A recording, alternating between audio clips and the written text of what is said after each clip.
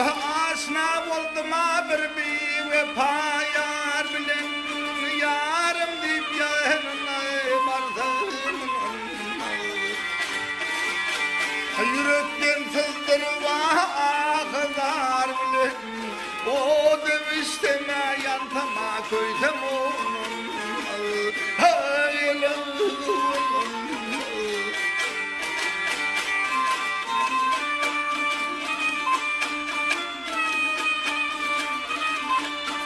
Leyli Mecnun deyin çöllerine çıksam hıvam o kudret deyin deryada yaptım.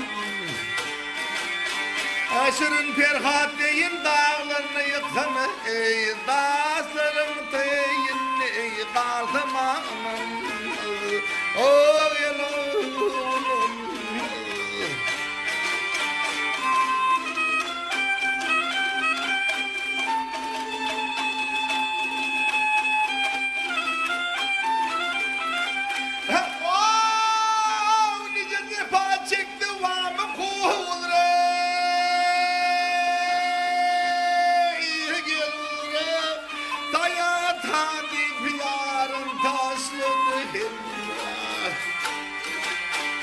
Defterde yazılana Yusuf adlıyı ey hoş olurum hemrat ey bol zamanım oy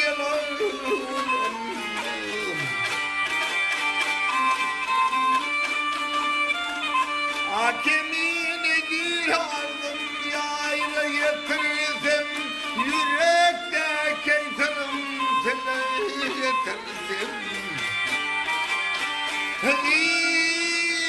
İmesem içmesem yılla otursam ey acıksam susasam ölsem ey hayalım.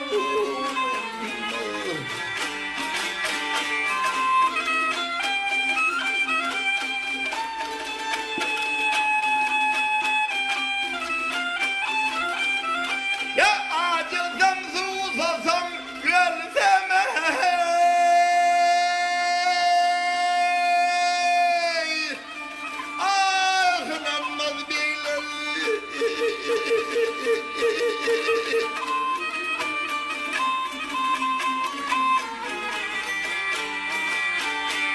ağzınsam susasam yüzem olmadı ey yarım deyip yayınına varsam onun